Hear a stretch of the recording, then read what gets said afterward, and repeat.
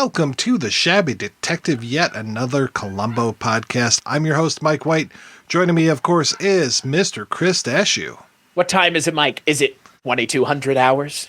Oh boy, we are talking about Publish or Perish, which is the 5th episode of the 3rd season of Columbo, directed by Robert Butler, written by Peter S. Fisher, aired January 13th, 1974. It is a 71-minute episode, but gosh darn it, I think they could make this a 90-minute and we wouldn't have any sort of problem, because this sucker moves fast. Chris, what did you think about Publish or Perish? I was joking with you a couple times off recording that I've watched this episode a couple times. Now, I have seen this episode, I think 6 or 7 times, maybe more. Holy cow. Yeah. What's interesting is I've been using this episode as a starting place to watch a little bit past it.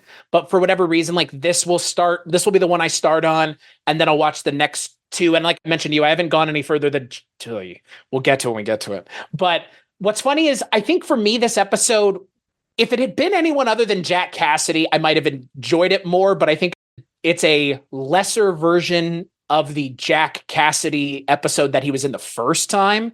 And I don't think that the character that he plays in this episode, I don't like him as much as the person we're following throughout. I think some of the other things are more interesting, like the John Chandler character, the Eddie Kane character.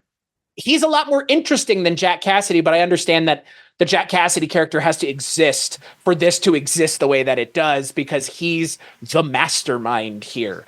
I like the setup and everything. I just think Jack Cassidy's character is just not that interesting.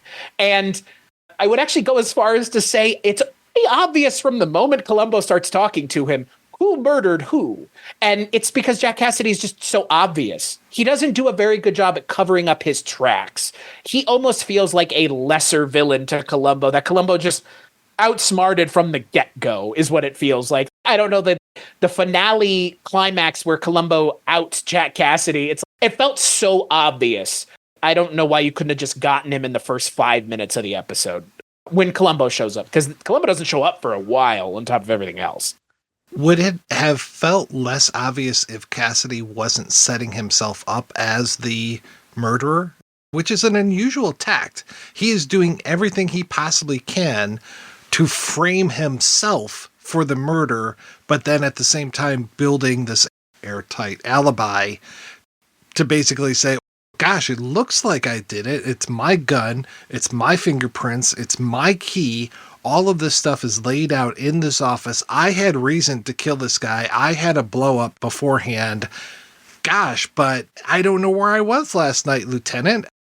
I'm so confused and helpless. It seems like such a put on. Columbo sees through it immediately. And I think for me, this is also one of these episodes where the way Columbo catches him, I don't think this guy would have gone to jail for it. If you're using that singular piece of information, the ending of the book,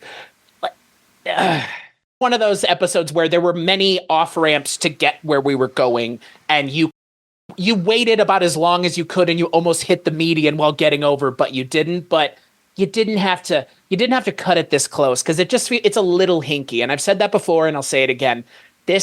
Sometimes it feels like they try to get too cute with the way Columbo catches them. And it's not this, but it's not this, but it's not this. It would be like if in the Robert Culp episode, the last one that we just watched, where he has the barrel of the gun, it would have been like if the barrel of the gun had been the fake out, and it had been like the napkin had gunpowder residue on it. It's what?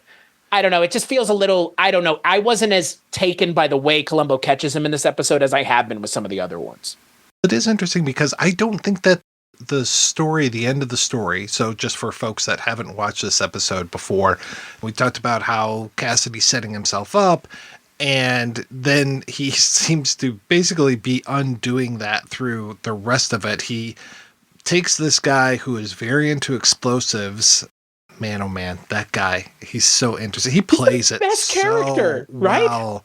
Oh my God, with that grin and the way he talks through his teeth sometimes, it's perfect. Yeah. This guy is just primo. And once he's out of the way, once Cassidy kills him, then tries to pin everything onto this guy, he just does a terrible job. He comes up with this outline that has the revised end of the story that he should not have known about. So to me, this isn't just the end of the story thing. There's a mountain of evidence. One of them is, yes, he shouldn't have known the end of the story, but he was getting all of the transcripts. Like he was cheating the whole time, getting the transcripts. But then the real thing is there's this whole thing of my key for his office was left there. And then Columbo changes the locks on the door and says, oh gosh, those locks were changed like a week ago. That couldn't have been your key. And then Cassidy goes to all these great lengths to change the lock, start to change the key and leave that. And he basically fucks himself. That to me is like the real gotcha moment, but I think it's obscured by what you're talking about, which is that story, because that's a better story. It's a better story than the locksmith coming in and being like, oh, just the change of the locks a week ago. That for me is the way he gets caught, is the locks were changed and yet you have a key and you set the key there thinking that was going to be evidence enough, but it turns out that is like evidence piece, smoking gun number one, that someone else is in on this and they don't understand because they just didn't have the information of what was going on. And I get that's not as fun. Like you said, it's not as thematic of a gotcha moment, but that's the real police work part, not the ending was read to him by his secretary. And that must, like, yeah, I get it. That's works more within the framework of the narrative because, oh, it's a story about authors and it's the world of publishing and two rival publishing houses going at it. But sometimes it is the most innocuous thing. Ted Bundy left a fucking, was a tire iron or a wrench at one of the scenes of the crime. It's the stupid shit like that gets you caught, not the super obvious thing. And yeah, to your point, Jack Cassidy just paints a bullseye on his forehead and goes, shoot me here, I dare you, which is interesting. Just don't think it's done very well. I like how he laid it on in the first episode, Murder by the Book, where it was just like, oh, Lieutenant, you disappoint me. That whole thing where he's the one coming up with all of the excuses and overthinking things and basically telling Columbo he's a dumbass for not thinking of all these other things. In this one, he's playing a much more passive role. And he's a pretty good liar when he lies about stuff. I'm like, oh, okay. But yeah, like any normal human being would just see right through it. And Columbo is far from a normal human being. He is not necessarily that space alien kind of a character, but he's, again, guy seems to have no home. He just rolls in and is just like, oh, I've had 5 hours of sleep over the last 2 nights. Does he say why he had such little sleep? No, he just says I got 5 hours of sleep over the last 2 nights, which is like, by the way, not good. Because theoretically, the most he could have gotten any one night was 4 hours. If he slept 2 hours, so it's 2.5 hours each night. Fuck, dude, there ain't enough coffee in the world to keep you up. But you know what there is that keeps him up? Chili. Chili, folks. It's all about the chili, because we get another Columbo chili scene where he's eating chili. I don't know the restaurant. I don't know what the actual restaurant is. I'm sure on IMDb they say where it was filmed. I think it's Chasen's. This is not the kind of place that you're ordering chili, but that's what Columbo does because he's Columbo. And like you said, Dietrich from Barney Miller and Columbo have a lot in common in terms of they're just themselves to a fault. And there is nothing that anyone can say to them that will change who they are, to the point where Columbo is trying to and does pay for his chili and iced tea, even though they have offered to pay for it. And he's like, no, I have to. This is police business. It's just, he's haggling with the guy over the iced tea. And it's Columbo. What universe are you from? But that's why we love Columbo so much, is because he is such an idiosyncratic character. And it's Peter Falk's performance. Again, this episode, I think I like the things that take place in this episode that don't necessarily have to do with the murder and everything else going on. I would have liked to have spent a lot more time with the rival publisher. I would have liked to have spent a lot more time with Mariette Hartley. Are you familiar with her? Not particularly. In the 1960s and 70s, especially the 70s, she was everywhere. She was one of the spokespeople for Polaroid. I want to say it was her and Jim Garner. And she had a very, I can't say it was a public battle, but there was a very, oh wait, something's not right with Mariette Hartley. And she just disappeared from the landscape, but went from this woman is everywhere to this woman is nowhere. And it took me a long time to just realize, oh, I can go to Wikipedia and look up why Mariette Hartley disappeared. Apparently she had a very bad case of bipolar disorder. So can really knock you out of things and make you crazy and very difficult to work with. She went away for a while, and I'm glad that she continued working on things, and she's actually, I believe, a spokesperson for bipolar disorder, which is fantastic. But yeah, she's great. I want to say she shows up in another Columbo, and she's such a great actress and such a great presence. I really wanted more of her just because I really like her. This episode doesn't feel like it's spending its time with the right people. And that is, for me, the kind of the big shame is there are so many people in this episode that are interesting, and Jack Cassidy's just not one of them. I find his lawyer to be interesting too, because his lawyer is this like weird bulldog, but also does seemingly understand that he's convinced that Columbo's trying to pin it on his client, but then at some point he realizes maybe he's not actually trying to pin it, because he goes, you need to stop bothering my client and go figure out the facts. And he's going to figure out the facts here pretty quick. And it's going to turn out that it's Jack Cassidy with his hilarious gloves on, with that cigarette hanging out of his mouth, blowing up Eddie Kane. Like yeah, I don't know. Like Jack Cassidy, for me, like you mentioned that first episode that he's in, and he's so good. And what's funny is not only is he so good in that episode, it's the same fucking world of The Rich. It's just, oh, in that one, he's a writer, and in this one, he's the publisher. Is it not too close? Like, I found it also to be a little too close thematically to that episode, because, again, it would be like if they brought John Cassavetes back and they had him play a musician as opposed to the director of the orchestra. And I don't know if you needed to do it twice. I don't know what you missed out saying the first time, I guess is what I'm getting at. I'll be frank, this episode, when we came to it, I was like, Publish or Perish, what is that one? And I could not think of what this episode was. It is a blind spot for me, because I can tell you the next time Jack Cassidy shows up, he's a magician. Oh, I'm excited for fantastic. That. Yes, he's great in that episode, and he was great in Murder by the Book. But yeah, this one, I was like, oh yeah, I guess he is in this one. And really, I remembered Eddie Kane way more than I remembered him. And Eddie Kane, there's another episode with Dick Van Dyke where there's a very similar character to Eddie Kane. I don't think he blows stuff up, but I think he's also like a non-vet or something. I mean, yeah, like give me more of this Eddie Kane character. And I really wish that he had gotten angry and realized that Jack Cassidy wasn't going to publish his book, and then started like one-man war against Jack Cassidy. And maybe eventually Columbo figures this out, figures oh, there's all this other stuff going on with this guy. What is that story? Maybe he finally gets to Eddie Kane, and Kane's like, this guy promised he was going to publish my book. And Columbo's like, oh, something's not right here. Just dig into that a little bit more. The Eddie Kane character is painted as such a dumbass, like a complete moron. He's so trusting of him, and it feels antithetical to what that character is. He's a disgruntled Vietnam vet who's sitting and making what is effectively the anarchist cookbook. It seems like the anarchist cookbook, but then he does say a couple times, this stuff is all out there, so I'm just aggregating it, is what he essentially says, which I get it. He says as much in the episodes. The manuals are all there. I'm just providing the information.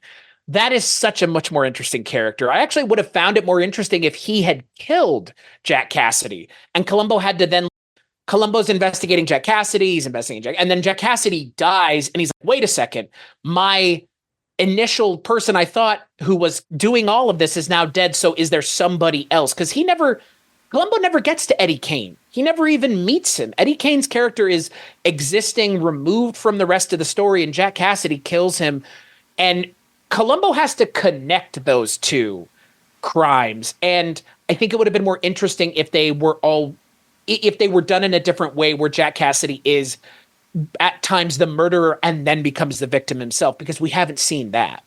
Even if Eddie started to blackmail him, that again goes back to Murder by the Book, right? That's that woman that sees Cassidy and is just like, oh, we're going to be best of friends.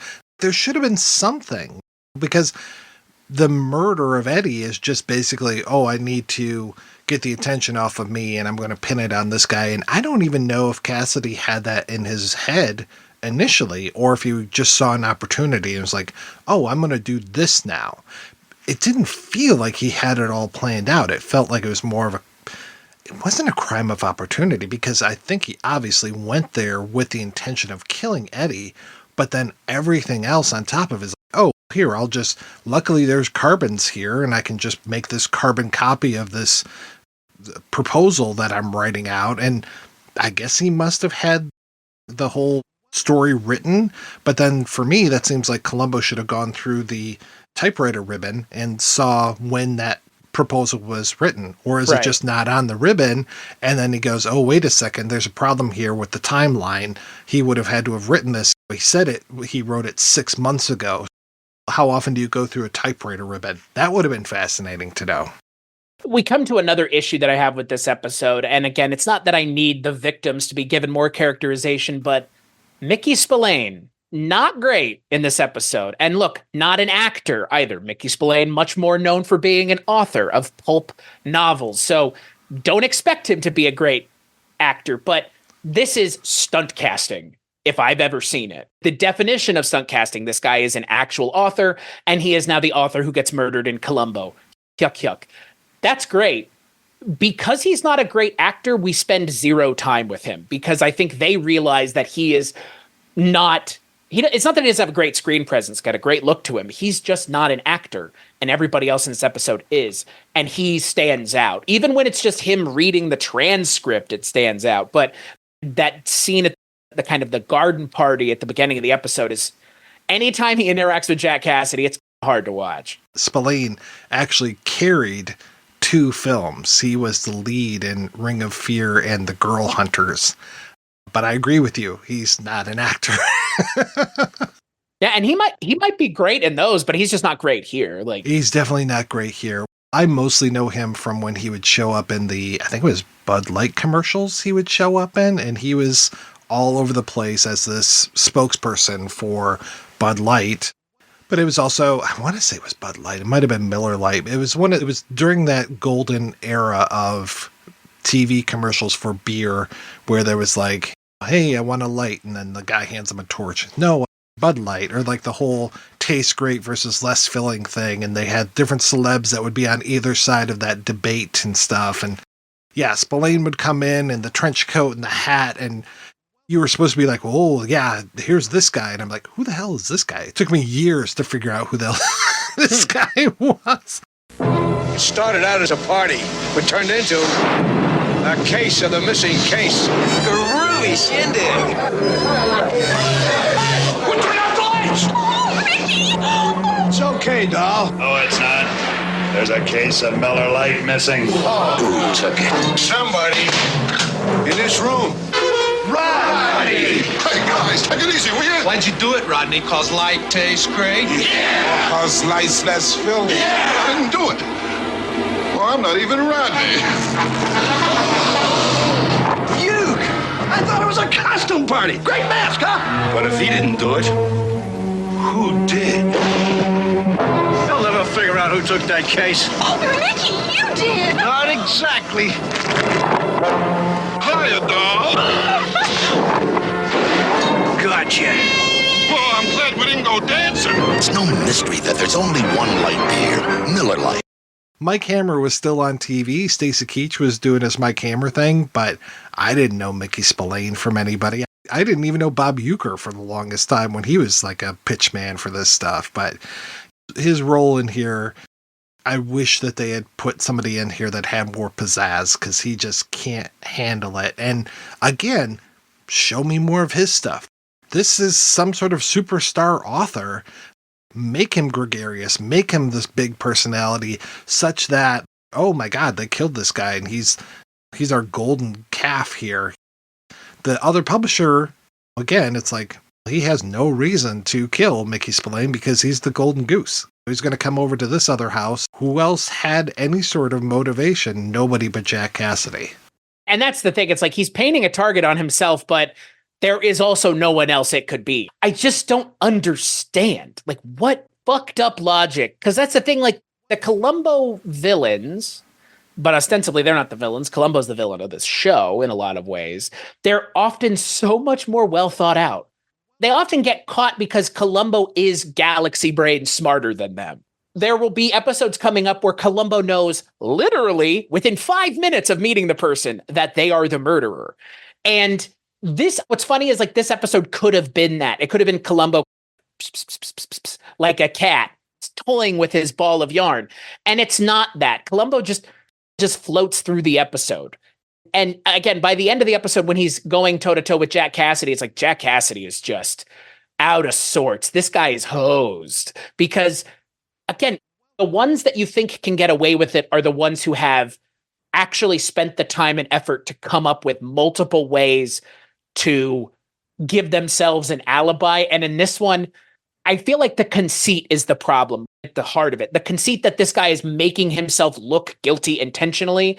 I don't know if that works with a character like Columbo, given the way that the show is presented narratively and the way his character is. And we've talked about this before, him knowing essentially automatically, or us asking, when did he know who the killer is?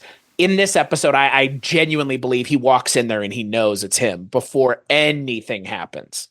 And even if Cassidy was trying to pin the murder on Eddie, he needed more than just the outline and the letter. He needed, I hate to go to a horrible movie like Batman v Superman, but crazy letters needed to have been sent to Mickey Spillane's character going, hey, where's my credit? Hey, why are you taking my story? Hey, I heard you're doing this. You're stealing my stuff or something. There should have been something more. If he's trying to make Eddie the killer, then there's got to be more of a tie between Eddie and Mickey Spillane. And it's like, why? There's nothing other than that outline. And then Cassidy's just like, nothing. It should have been like, oh shit, yeah, that crazy guy. I don't get it with this episode because, again, there is a good idea here. It just feels completely fumbled in execution. And again, I'd like to point out, I don't know why we went back to the world of books again this quickly into the show, because we literally just saw it. And hey, doesn't help that it was the same actor in that episode that's in this one. It's just, everything about this episode is seemingly set up to be compared to that original Jack Cassidy episode. Like, it may not have been, quote, intentional, unquote, but it is completely unintentional. And there's no way, I can't imagine Jack Cassidy was reading the script and going, didn't I already play a character like this at one point? That's the thing. It's not that he's not good or that Columbo isn't turning in a great performance. It's just, why would I watch this episode if I could just watch the first one, which is better in every conceivable stretch of the imagination, including the way it handles the world that this takes place in. I read, I think it was in David Koenig's book, that they weren't originally going to go with Jack Cassidy, but they were talking about, of all people, another Jack Klugman. Now, believe this or not, a prohibition against Klugman being on the show because Klugman is basically the same everyman that Peter Falk is. Makes sense with Klugman in a few years would be Quincy, which is a fantastic show as well. And he's the ME and he's also the investigator, and it's a really solid show. But I would have liked to have seen somebody else in the role, and whether it be Jack Klugman or even hell, bring Mel Ferrar back. He wasn't the killer in that episode where the woman had buried her husband under the fountain. So why not bring him back and make him a killer? Let him have a chance. I don't know if casting someone else would have fixed it, but at least it wouldn't have made me go, look at the last time he did this. I can't compare it if you don't do it, but if you do it, I can't help but compare it, is the problem.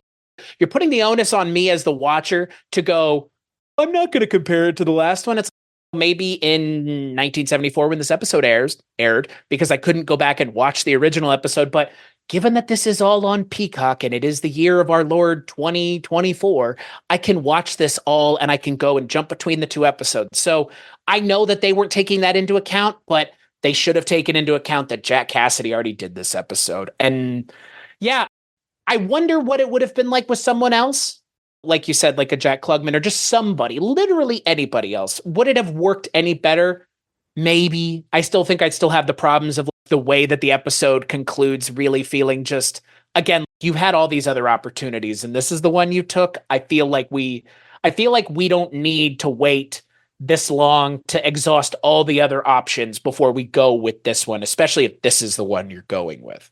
Because they created it too. It's a created thing. It's not, I don't know, the thing with that story at the end, it doesn't even make sense, really. Again, Eddie Kane is not part of this story at all, other than this one singular thing. It's just so strange to me. Because, again, he should have either been more involved or not involved at all. He was too good of a character for this episode, I think. And I honestly could have seen John Davis Chandler just being the main villain. Like, he has that kind of weird energy to him that could have carried some strange interactions with Columbo. Again, I know most of these people that Columbo interacts with are very erudite, and this guy is nowhere near erudite. He lives in a real weird attic of a building where he makes bombs all the time. This is not a character that Columbo is going to be dealing with, but I think it would have been more interesting to see those two play off of one another than, again, Columbo just playing off of this Jack Cassidy, who's seemingly on the defensive the entire time because Columbo's already got his number.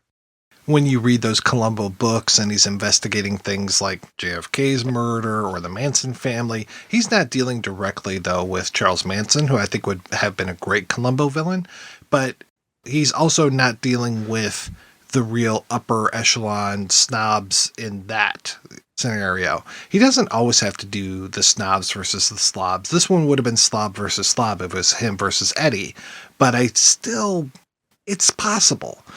Breaks a little bit with the formula, but again, we're not in like real, I don't know, maybe I'm looking at it from 2024 lens, but like publishing, unless you're a very particular author, you're not making money hand over fist with this stuff. And that's what, whenever I interview authors, I'm always just, oh, you're sitting there on your golden throne, and they have to laugh because they don't get paid anything. So it's not all Stephen King's in the world. Maybe a Mickey Spillane at that point might have been. He was supporting himself with his writing, but there's very few people that can do that. The percentage of people who have been able to support themselves through writing is much smaller than the amount of people who have written things that go nowhere. And in 74, maybe this is closer to the golden age of that being a thing because, again, the industry was restrictive and there were so many barriers, but now, like you said, with you and I could write a book and publish it by the end of the evening with Amazon print on demand. It's that easy now. Thankfully, the internet has had such a democratizing presence on content creation, not just with video, but with audio, like with what we're doing, and then text as well. Self-publishing is easier now than it's ever been and will continue to get easier. So that's the thing. 50 years on, this all feels a little quaint because, yeah, to your point, the writing industry, it's a hard industry to get into to be successful. It's like music, like your pennies on the dollar is what you make for any copy sold or any listen of your song. So I guess this is worth killing someone over if it's a Mickey Spillane type, but how much money do you realistically stand to make off of any of this? I don't mean to brag, Chris, but I got a royalty check recently for all of 2023, and I raked in, I've got at least 4 or 5 different books out there that have my name on them where I get the royalties. I raked in a cool $15 last year. Think all that work you did to make $15, and I didn't make that $15. I didn't have to do all that work. Maybe in 74, this was a thing worth murdering someone over, but now it just feels a little quaint, which is fine. I'm not judging it based off of that at all. It's just, it is funny to be like, yeah, the author, being an author is such a, okay. Like, and a publisher is probably just as thankless. Somebody did the math, I can't remember where I read this, but at $6 cup of chili, which is why Columbo was fighting over that would be $33 today. I believe it. Yeah, or $33. I take it back. It was $33 in 2021 money when whoever it was ran it through the calculator. So even more now. Yeah. You're probably talking a $50 bowl of chili. I will say, though, I have always wanted to read Modern Aztec Courtship Practices. That is a book that I have always been interested in reading. Those, like, the Greenleaf Publishing fake books that are on the wall are pretty fucking great. Modern Aztec Courting Rituals and My Home is a House, I think is the, what is this guy publishing on top of everything else? I guess just like pulp novels. Like, it's never made clear what Greenleaf is publishing other than just like maybe some like seedy bullshit. But again, how much money would they be making off of that? They would have to be publishing real books for this to be worth anybody's time to kill people. Yeah, you have imprints for your different. We've got this arm over here that deals with children's literature, or this arm over here that deals with academic stuff. Yeah, whoever's printing what was that, 60 Miles to Saigon, it shouldn't be also doing the Aztec mating rituals. Such a bizarre, just so bizarre. It's such a weird, specific choice.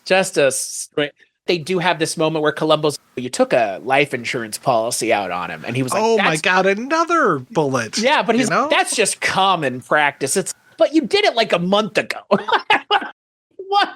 What in the hell is going on here? It's like Jack Cassidy is really doing everything he can to get caught. Like, to the point where the way he gets caught is the dumbest of all the options, that it's like, why not just smoke him on everything else as opposed to this one thing? Like, all these other things were way more obvious. Maybe it's because Columbo wanted him to hang himself even more. But again, Columbo doesn't, in that scene in the hallway where he says the name of the transcriptionist and he like turns around, it's such a lame gotcha moment. So you can see Columbo's, he's really trying to be like, I gotcha. And it's just, okay, like, all right. You couldn't even be blamed for forgetting about that guy. Because I think he shows up, in the first maybe 20 minutes of the episode? Yeah, it's pretty early. I think, is it Columbo that meets him in the hall? He meets him in the hallway. And yeah, you're right. Columbo, it takes a while for him to show up in this one. And we've seen recently, I think, let's see, I'm trying to remember the last episode, but the one before that, we see him as part of the guard for Jackie Cooper. The one before that, we saw him in the police station as the girl's coming in talking about her missing boyfriend. So they are finding ways to bring him in earlier. But this one, definitely, it's, after the murder's done, then we bring in Columbo. Then we show him. I did have a question for you because we have covered Barney Miller and we continue to cover Barney Miller. Where is Gregory Sierra in this episode? Because I saw him credited on IMDb. He's credited on the episode itself. It's not even one of those weird IMDb things. Because when the credits roll, he's the first person listed.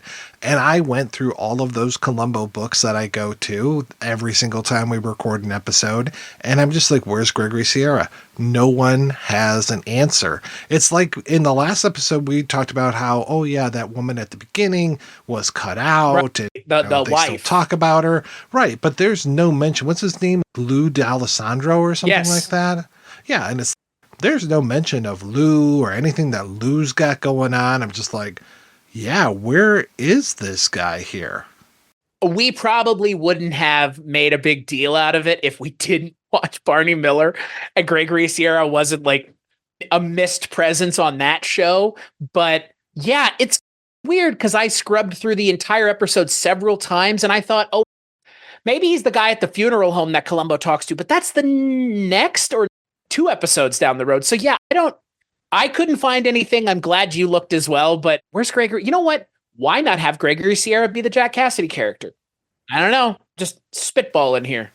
I just saw him in an episode of Banachek, so he was making the rounds, and it was really odd. I think he was the killer in that one. Don't tell anybody. Spoilers for Banachek. And he did not have any accent whatsoever. And I was just like, oh, he was laying it on for Barney Miller. I didn't realize that. I thought for some reason, and I've seen Gregory Sierra in other things, and I know that he doesn't always have a thick accent, but to hear him after we've gotten familiar with him on Barney Miller, and then suddenly he's in this Banachek episode, and look out over there. Hey, mister. None of that kind of stuff. He's not like a cartoon character on Barney Miller, but he's much more cartoonish than he was in this. And yeah, Gregory Sierra, he would have been prime for this role. He didn't have any luck killing Banachek, but I could really see him taking a swing at Columbo if things got tough. And again, he was apparently in this episode already. So weird. James B. Sicking is also allegedly in this. I looked for him. I didn't see him. I don't even think he has a line though, but he's not fourth billed in the cast. Sierra was, I was just like, what? How can that be? Yeah, I don't. It must have been a contractual obligation or something. There's no other explanation because he's literally not in the episode. It's not a blink and you'll miss him. There is no character named Lou Delisandro in the episode. I've got to assume, and maybe he's someone that works at the publishing house or something like it. They never even say the name of the character, so it raises the question of like, where is he in the show? However, David Chase is in this episode, so there is that. When they said David Chase, I laughed so hard. Yes. Oh, his name is David Chase. Oh, there's a real guy with that name. He's working on the next lot, working on Kolchak Wasn't at he? this time. Yeah, like they had to have known this was him. Beginning of 74. Yeah. That didn't seem like an accident. Let's put it that way. That's one shame about Columbo. When we talked about Kolchak, we were able to read, I'd say probably 80% of the scripts were out online. Including ones that never even showed up in film form. And when it comes to Columbo, later on, like the 89 up episodes, those are available. A lot of those scripts are available. But these early ones, man, I want to say there's one for this season, and that's it. And it's not this episode. It's tough being a Columbo fan. Because I know Koenig definitely had his hands on some of those scripts from his book. And I'm just like, what about this one, man? I want to know what happened here. Yeah, because there's literally, like the last episode, there's literally stuff missing, and it feels like it. And to your point, it's an hour and 13. I think it could have been an hour and a half. At least an hour 23. Maybe not a full hour and a half, but we have seen these episodes clock in 10 to 15 minutes longer. And Gregory Sierra's on the cutting room floor somewhere. That is the reality. He is in this episode somewhere. Maybe it's one of those weird interactions that Columbo just has with people. Remember, was it 1 or 2 episodes ago where he's in the Taylor? You remember that? And there's that whole 10 minutes of just going back and forth about, it was the episode, the political candidate, where he sends him to his like suit maker. Like maybe it was something like that. I could see Gregory Sierra playing that kind of character. But again, would that have added anything to the episode overall? Clearly not, given that they thought it didn't need to be in it. But again, everything that wasn't the main Jack Cassidy, Peter Falk back and forth is so good that I've got to wonder, maybe it was something worthwhile and they just, again, we're focusing on the wrong thing throughout most of the time working on this episode. I loved how Columbo was basically pitching the idea for Candidate for Crime to Jack Cassidy. That's pretty good. I didn't expect that. Yeah, and the guy that wrote this was a mystery guy, Peter S. Fisher, sorry. He worked with Lincoln Levinson many other times. He worked on Murder, She Wrote. I'm thinking he must have been like one of the writer's room guys, just because you don't get your names on that many scripts for that. But yeah, and then he went on to do one more episode of, let's call it regular Columbo. And then he would do a ton of the post-89 stuff. Rest in Peace, Mrs. Columbo, Butterfly, and Shades of Grey. Yeah, he was in a lot of this stuff. He co-created Murder, She Wrote with the two of them. There you go. So there it is. So that's why his name is on every single episode. Because 264 is the full run of that show. That is a mountain that someone else has already climbed. I don't want to assail that mountain right now. Thank you. No. I have been watching episodes occasionally when, like, Andrea will be watching them. I'll come home and she'll have it on, and I'm just like, oh, okay. But it's just, some of it feels too contrived for me and just too cutesy. It feels too Hallmark Channel sometimes. I watched a little bit of it. I actually just have left it on in the background from time to time. And the thing that I do notice is that it does seem a tad formulaic, even early on. But to be fair, I'm sure people could level the same thing against Columbo. But the singular strength of that show is Angela Lansbury, the same way the singular strength of Columbo is Peter Falk. Like, you have such a fantastic actor. That alone can carry your show for the most part. And from what I've seen of Murder, She Wrote, it clearly carries that show. And Columbo, we talk about how great Peter Falk is all the time. And That's because he is, and that's because he carries this show. And she does the same, but I'm with you. It is a little cutesy. Those like cottage murder books, like the cat's going to solve the murder. I love those books, by the way. I read a bunch of those books in the last 2 years. Cat solving murders, dog solving murders. What was it? Caterers solving murders, because when they go cater people's houses, people get murdered. People getting murdered at like with sewing as the background of it. There's so many of those weird. The 80s and 90s were a weird time for take a profession. That person is now solving crimes in the world of that profession. And there are these weird tangents of, like I said, one of them is like this caterer who solves murders, and every book has like a food name. And Murder, She Wrote reminds me of that. Everything is very cutesy. The stakes are pretty low. Like Columbo, at least Columbo has an edge to it that Murder, She Wrote doesn't have. But at the same time, I appreciate that about the show. At the same time, it's just, I don't think it's something I'd want to spend more than just the 5 minutes we've tangentially talked about it, not an entire show about it. It's 1974 now, and looking around, Lincoln Levinson they were doing a lot of stuff. Obviously, they left the show pretty early on. I want to say, beginning of the second season kind of thing. And there's a lot of good stuff in 74 that we could be taking a look at.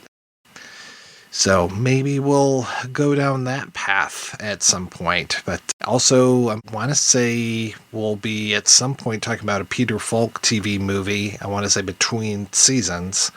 So there's that to look forward to. So there's some good stuff that we have in our future, including, I want to say that the next episode, Mind Over Mayhem, I can't remember if I like that episode or if I don't like that episode.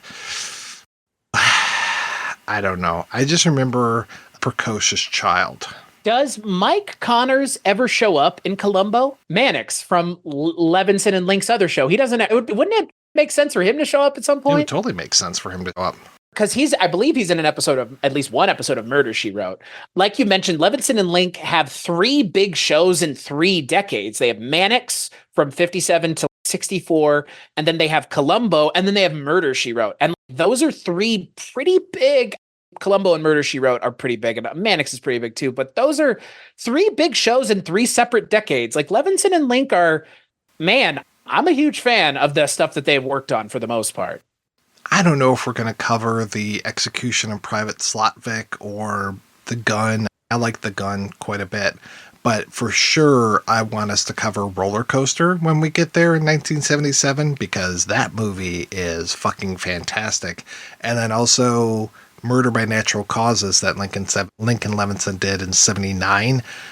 I didn't realize until probably 10 years after I graduated from high school that I can't remember if I was in the play or if I just watched the play, but my high school put that on. And so when I saw that, I think I was like at Blockbuster cleaning the tape wall, and I picked this up and I was just like, wait a second, this is the same as the plot of this play that Leon and Mark were in. Honestly, I think when we get to it, we should cover maybe like towards the end of this, if not like the final thing we cover is the movie based on Lincoln Levinson's partnership. Oh, there is one? The Guys, starring, of all people, James Woods and John Lithgow as Lincoln Levinson, essentially. I never knew that. Wow. Mm-hmm. Yep. It is.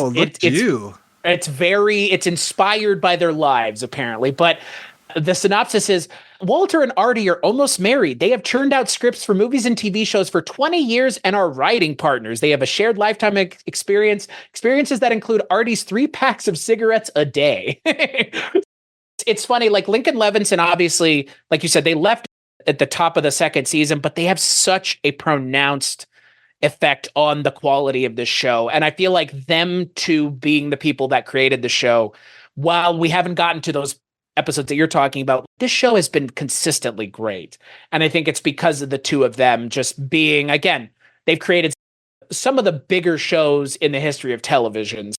And they employed some of the people that would go on to create even bigger shows like a Stephen Cannell. So I would be interested to see what the fictionalized version of their partnership would be like. All right. Do it, man. We will do it. Unfortunately, it's James Woods. Take the good with the bad. We'll be talking about John Lithgow later on this year when we cover Cliffhanger. Oh, nice. Yeah, that's right. I assume that Columbo, the later it gets in the run of the show, we will start to see more like do current actors show up in this show as like villains, or is it a lot of like TV, like royalty as the villains?